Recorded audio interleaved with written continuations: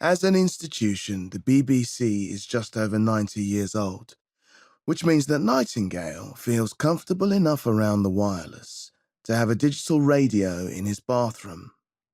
On this, he listens to Radio 4 while he's shaving. Presumably, he assumes that the presenters are still safely attired in evening dress while they tear strips off whatever politician has been offered up as early morning sacrifice on the Today programme, which is why he heard about the kids going missing before I did. This surprised him.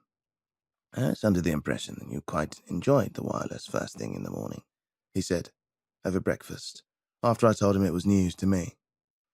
"I was doing my practice," I said.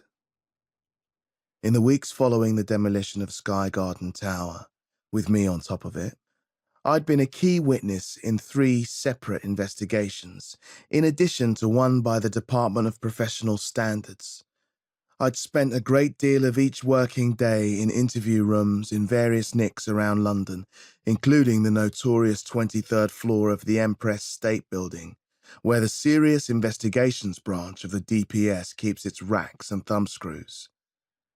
This meant that I'd gone into the habit of getting up early to do my practice and getting some time in the gym before heading off to answer the same bloody question 5 different ways. It was just as well, since I hadn't exactly been sleeping well since Leslie had tasered me in the back. By the start of August, the interviews had dried up, but the habit, and the insomnia, had stuck. "Has there been a request for assistance?" I asked. "With regard to the formal investigation, no," said Nightingale. "But where children are concerned, we have certain responsibilities."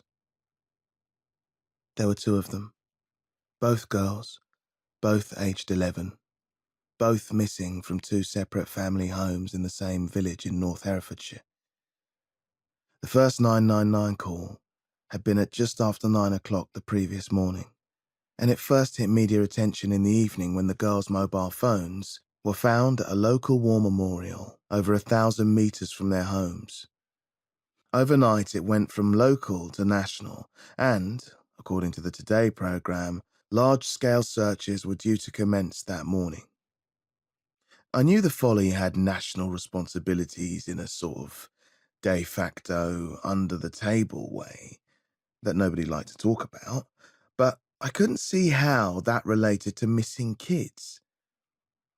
"Regrettably, in the past," said Nightingale, "children were occasionally used in the practice of," he groped around for the right term, "unethical types of magic.